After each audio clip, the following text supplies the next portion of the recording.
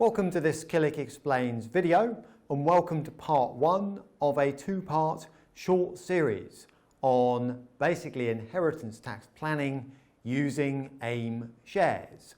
The recent budget, I say recent, that means November 2022, froze, as is Jeremy Hunt's preference, the allowance for inheritance tax, or continued to freeze it.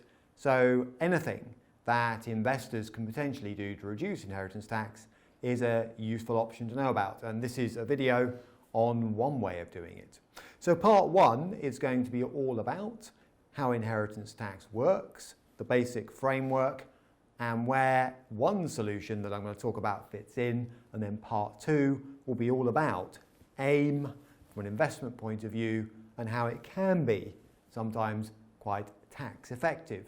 And we'll explore something called business relief in part two. So part one, first of all. So inheritance tax is quite a big headache for many families. The standard rate is 40%. And that's pretty much across the board. There are one or two exceptions, but most people won't qualify for them. And it's levied on what's called a death estate. Now, a death estate is simply the assets of a deceased person minus allowable liabilities, if you like. That is potentially all hit at 40%, so it's quite brutal. It also needs to be paid normally, unless you negotiate within 6 months of the death of the person in question. Clearly they can't pay it, but someone else needs to on their behalf, if you like. And there are certain key exemptions and allowances that are worth knowing about. Now, one big one is pensions.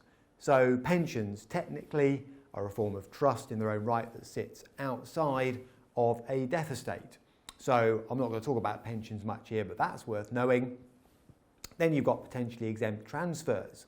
So these are roughly in order. That is gifts made more than 7 years before death are normally outside of the death estate. That is to say, the gift of cash, for example, won't be put back into the death estate.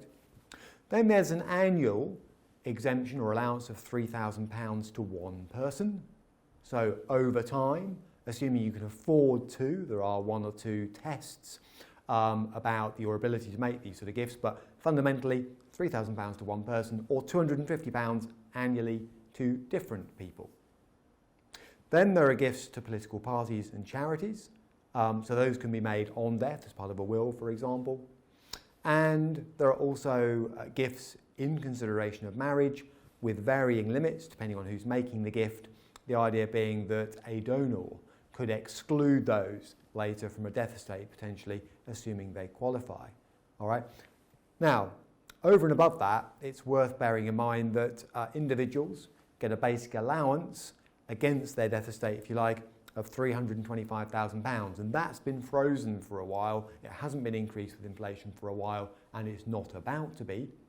And then there is another £175,000 potentially available on a main home. Now it comes with some conditions. It's called the resident nil rate band, or the residence nil rate band. And if you're a couple, therefore there is the scope to exclude, if that's the right way of putting it, £325,000 twice, plus £175,000 twice, so £1 million potentially of death estate from inheritance tax.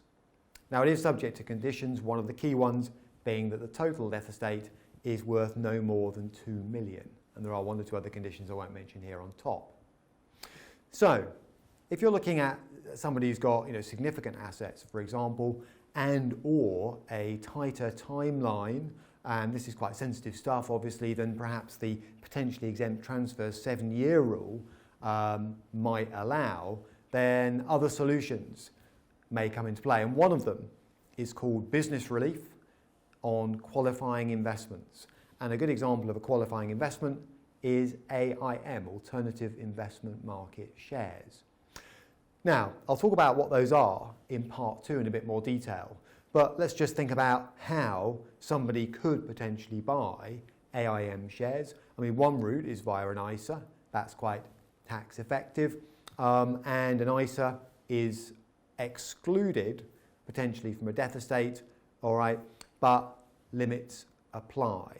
So that might be quite neat because otherwise the ISA is potentially included in the death estate, but by buying qualifying AIM shares, there may be a way potentially to exclude it. Then people might be thinking, could I buy AIM shares via my pension? All right, well, yes, you could, but since personal pensions are automatically outside of a death estate for inheritance tax purposes, there's no additional benefit here to be had, if you like. And then let's say ISAs and SIPPs are not going to be the route. The alternative would be through what's called a general investment account, and that might be useful for, say, larger estates. We'll explore what that means in part 2, but essentially what we're suggesting here is there is a way outside of ISAs, outside of personal pensions, which are different forms of tax shelters, to achieve what could be a fairly useful inheritance tax exemption using something called business relief. As I say, more about that in part 2. And for those people thinking, I'd quite like to know a bit more about the background to this stuff, I do have a reasonably comprehensive library. That's killick.com/learn of videos, that is. And also there are some guides. One in particular is all about the basics of tax effective saving. And if you'd like a copy, it's editor@killick.com. And finally, for those people who'd like to read all about it, as I call it in confidant, something from our planning team is normally there once a quarter. Again, editor@killick.com.